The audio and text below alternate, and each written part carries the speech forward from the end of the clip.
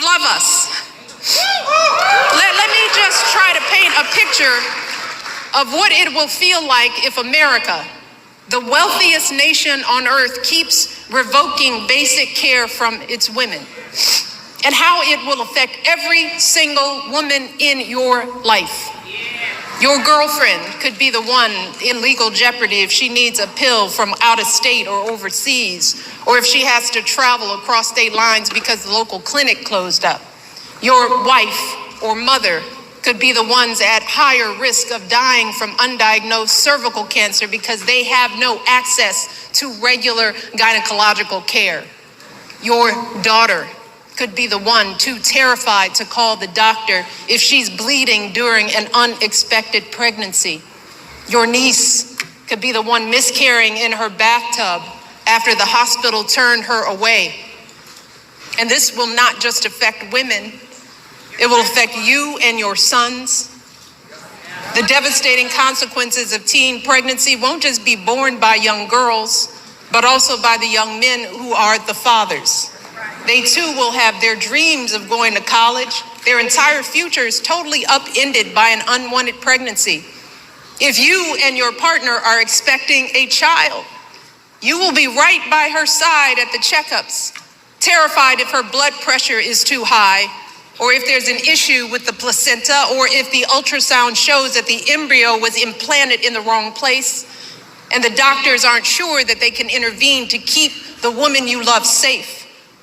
If your wife is shivering and bleeding on the operating room table during a routine delivery gone bad, her pressure dropping as she loses more and more blood, or some unforeseen infection spreads and her doctors aren't sure if they can act, you will be the one praying that it's not too late.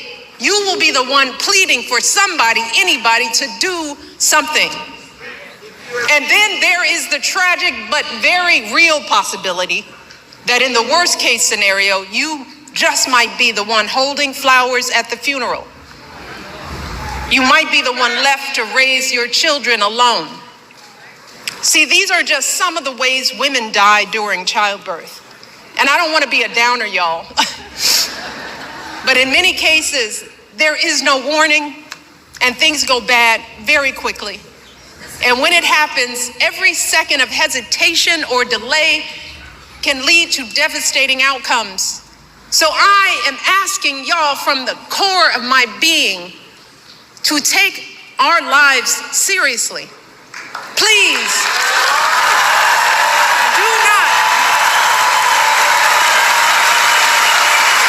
not put our lives in the hands of politicians, mostly men, who have no clue or do not care about what we as women are going through. Michelle Obama also spoke about why it's so important that we get this election right. Watch. But to anyone out there thinking about sitting out this election or voting for Donald Trump or a third-party candidate in protest because you're fed up, let me warn you, your rage does not exist in a vacuum. If we don't get this election right, your wife, your daughter, your mother, we as women will become collateral damage to your rage.